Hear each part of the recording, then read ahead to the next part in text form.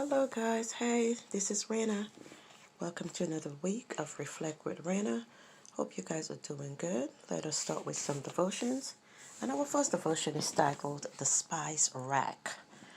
And the scripture is Romans 8:28. And anyone who does any amount of cooking has a spice rack, right? Who doesn't? And that's the one place where you keep all the seasonings that you could, easily reach when you need it while cooking. And there is some favorites, some that you use very often, and there is some that you have mostly in the bag that you use once in a while. And there's just others that you just put out very, very, very rare just to add that quick flavor into that meal. It's not one that you're going to be using all the time. So life could be a lot like a spice rack.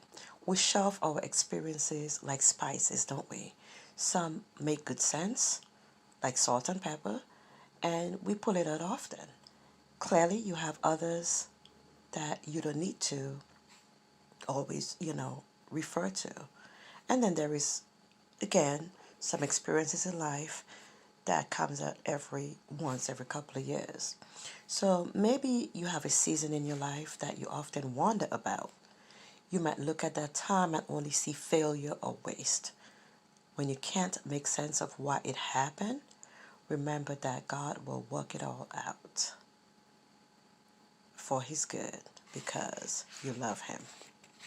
So let's move on to surrender. Luke 14 verses 33. And surrender is offering what you have to someone else without any reservation. Once you surrender something, you give it up. You give up the ownership and all the rights that comes along with it. What does a life fully surrendered to Christ look like? It's holding nothing back from God and surrendering every single part to Him. Being a disciple of Christ requires a complete and total surrender of everything you have and everything you are. So, next devotion is idolatry. First Psalms 12 verses 21. And it's easy to think of idolatry as a distant issue, defined to carved out idols, but that is so far from the truth because idolatry isn't limited to a physical or something that's obvious. It's basically just anything that's an extreme devotion to something or someone.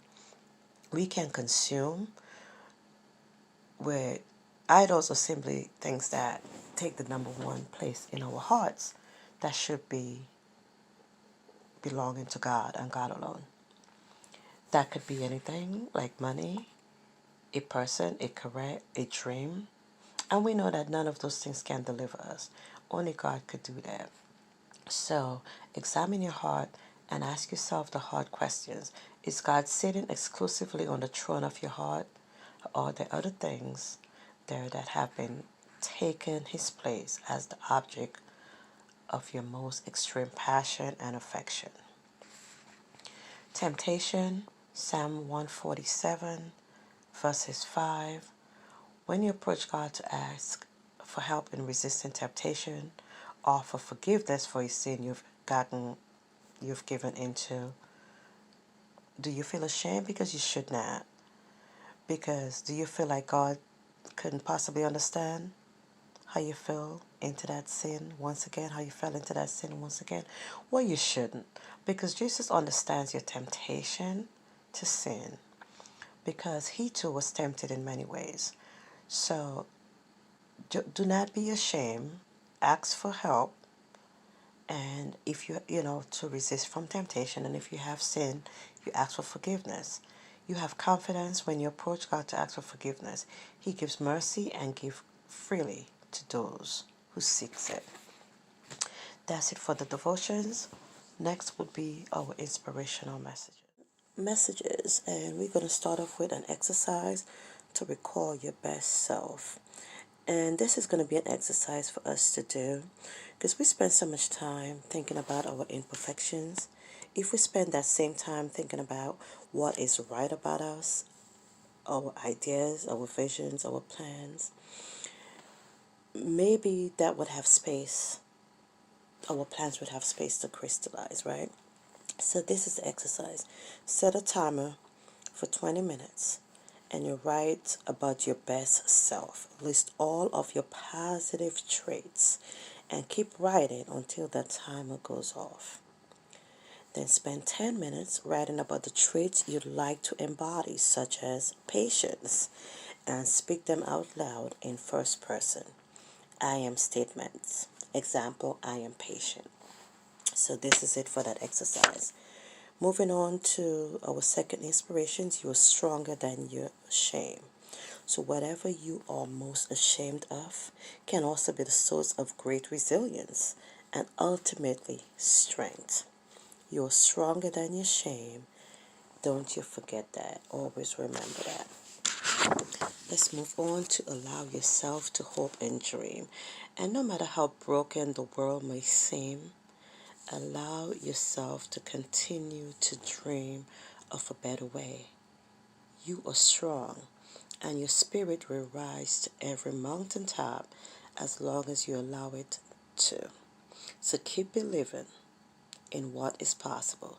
Even if you can't quite visualize it yet, that's okay. Because without hope and dreams, what else is there to look forward to? The energy and the intentions behind your hopes and dreams carry magic. Allow it to occur and open to your dreams coming true.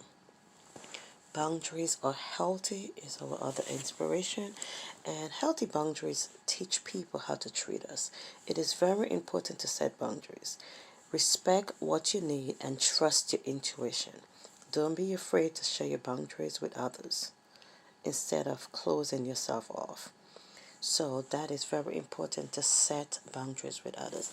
And guys, that's it. That's all I have for you. If you are inspired to my messages here today and you are not yet subscribed or currently following me on Instagram, I do appreciate if you will check out my Instagram page or also subscribe to my YouTube channels as well. If not, that's like, a comment, and share if you like. I do appreciate the love. Have a good one, guys. Be blessed.